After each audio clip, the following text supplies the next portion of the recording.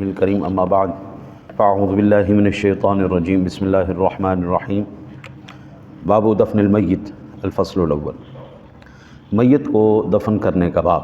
پہلے ہم نے جنازے کے بارے میں، اس کے بعد دعا کے بارے میں تفصیل سے پڑھا۔ اب اللہ تعالیٰ کے فضل سے ہم دفن کے بارے میں پڑھنے جا رہے ہیں اور اسے توفیق مانگتے ہیں کہ وہ ہمیں توفیق عطا فرمائے، ہم اس کو مکمل کر سکیں۔ دفن کے معنی ہے چھپانا، دفن کے معنی ہے چھپانا۔ اب میت کو قبرستان میں یا مال کو زمین میں گاڑ دینے کا نام دفن کرنا ہے، اس لیے گڑے ہوئے مال کو دفینہ کہتے ہیں۔ تاریخ انسانیت کے اندر سب سے پہلا انسان جو زمین میں دفن کیا گیا وہ حابیل تھا۔ تاریخ انسانی کا سب سے پہلا انسان حابیل تھا جس کو دفن کیا گیا۔ قبر دو طرح کی ہوتی ہے، ایک لحد ہوتی ہے، ایک بغلی ہوتی ہے۔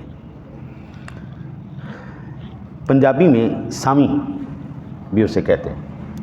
دوسری شق یعنی صندوقی یا پنجابی میں چیرویں، اور دونوں قسم کی قبریں جائز ہیں، لیکن اگر زمین مضبوط ہو تو لحد افضل ہے۔ دفن کے لیے تفصیلی احکام جو ہے وہ آپ فقہ کی کتابوں میں دیکھ سکتے ہیں، یہاں پہ صرف احادیث کی روح سے میں آپ کو عرض کرتا ہوں۔ عن عامر بن سعد بن ابی وقاص ان سعد بن ابی وقاص قال فی مرضه الذي هلك فيه الحدوا لي لحدا وانصبوا على اللبن نصبا كما صنع برسول اللہ صلی اللہ علیہ وسلم، رواه مسلم۔ حضرت عامر ابن سعد بن ابی وقاص کے سعد ابن ابی وقاص نے اپنے مرض وفات میں فرمایا، میرے لیے بغلی قبر بنانا، لحد بنانا، اور مجھ پر کچی اینٹیں یوں ہی کھڑی کرنا جیسے رسول اللہ صلی اللہ علیہ وسلم کے لیے کی گئی۔ یعنی مسلم شریف کی اس روایت سے پتہ چل رہا ہے کہ حضور نبی اکرم صلی اللہ علیہ وسلم کا مزار شریف جو ہے، آپ کی قبر مبارک، وہ لحدی بنائی گئی ہے، لحدی قبر شریف، اور اس کے اوپر کچی اینٹوں سے اس کو بند کیا گیا۔ دیکھیں،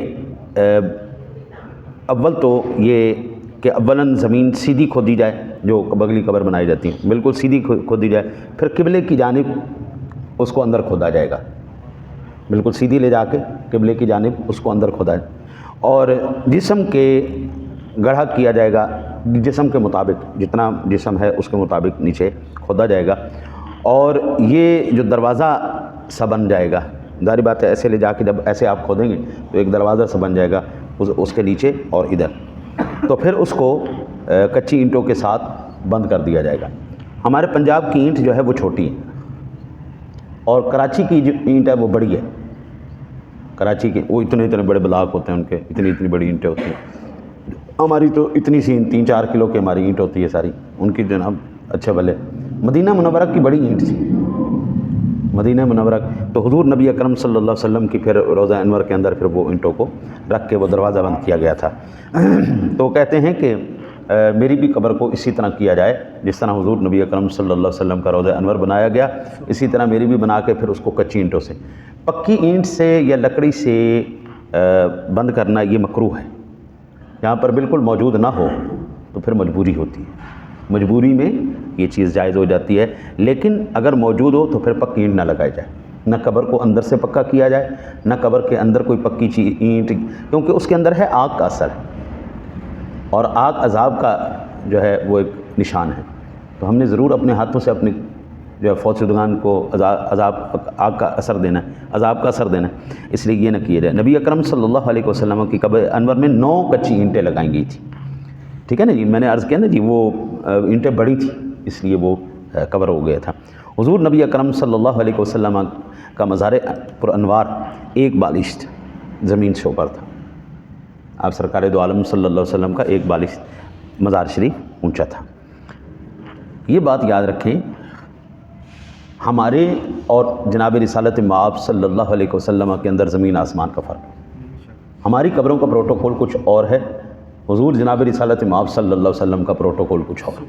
عن ابن عباس قال جعل فی قبر رسول اللہ صلی اللہ علیہ وسلم قطیفۃ حمراء، رواہ مسلم۔ حضرت ابن عباس فرماتے ہیں کہ رسول اللہ صلی اللہ علیہ وسلم کی قبر انور میں سرخ کمبل ڈالا گیا۔ حضور کے غلام تھے حضرت شقران، تو جو آپ جناب رسالت مآب صلی اللہ علیہ وسلم اپنے جسم انور کے اوپر کمبل لیا کرتے تھے، جب آپ کی قبر انور کو تیار کیا گیا تو آپ نے دوڑ کر وہ بستر کی جگہ وہ بچھا دی چادر۔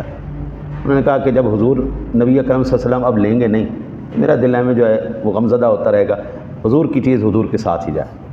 اچھا، آپ کریم آقا جی علیہ الصلوۃ والسلام کا وہ سرخ دھاری دار جو کمبل تھا وہ بستر کے طور پر آپ کا بچھایا گیا، یہ آقا جی کا پروٹوکول تھا۔ سبحان اللہ۔ ٹھیک ہے جی، یہ صرف آقا جی کے لیے جائز ہے، اور کسی کے لیے یہ جائز نہیں ہے کہ اس کو بچھانے سے پہلے نیچے بستر بچھائے جائیں۔ سبحان اللہ۔ وجہ کیا ہے؟ حضور نبی اکرم صلی اللہ علیہ وسلم امام الانبیاء ہیں، اور آقا جی علیہ الصلوۃ والسلام کا فرمان علی شان ہے ان اللہ حرم علی الارض ان تاکل اجساد الانبیاء، اللہ تعالیٰ نے زمینوں پر حرام کر دیا ہے کہ وہ نبیوں کے جسموں کو کھائے۔ فنبی اللہ حی فیرزق، آپ سرکار اور سارے نبی زندہ ہیں اور رزق دیے جاتے ہیں۔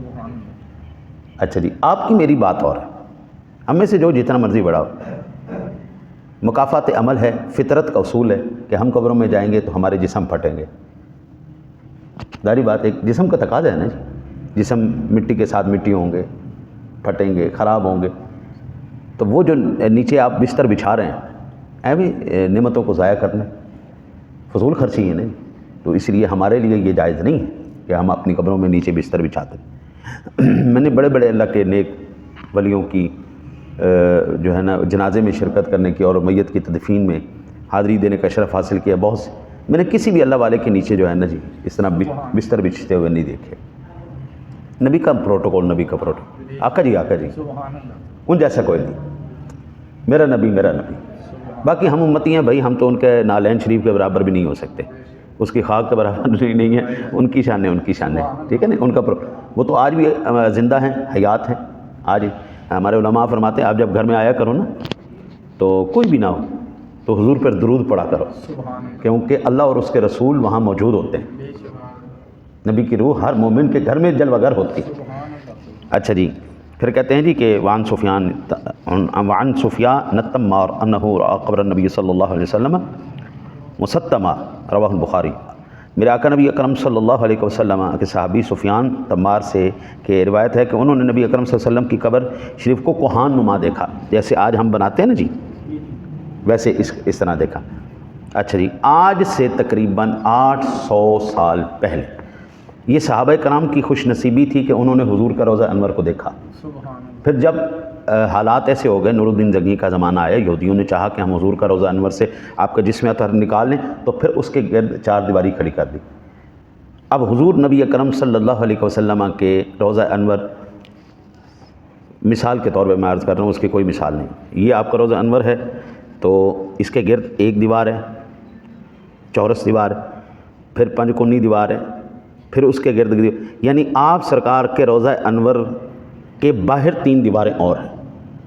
آج جو بھی دیکھتا ہے نا جی وہ آخری دیوار، چوتھی دیوار کو دیکھتا ہے، اندر روضہ انور کے کوئی نہیں جا سکتا۔ یہ کہا جاتا ہے نا جی روضہ شریف کے اندر چلے گئے، وہ صرف اس دیوار تک جا سکتے ہیں، حجرہ عائشہ کے اندر داخل ضرور ہو سکتے ہیں لیکن روضہ انور کو نہیں دیکھ سکتے۔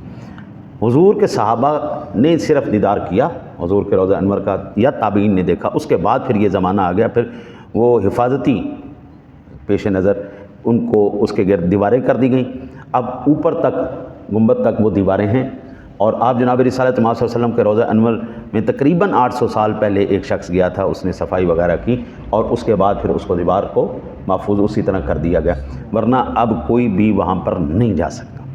ہاں، جب حضرت عیسیٰ علیہ السلام تشریف فرما ہوں گے پھر ان دیواروں کو کھولا جائے گا، اور آقا جی کے ساتھ ان کا جو ہے مزار شریف بنے گا، آقا جی کے ساتھ ان کا مزار شریف بنے گا، یہ حدیث مبارکہ کے اندر موجود ہے۔ آقا جی نے پہلے بھی بتایا، اللہ تعالیٰ سے دعا کرتے ہیں اللہ تعالیٰ آپ کو مجھے حضور کے طریقے پر عمل کی توفیق نصیب فرمائے۔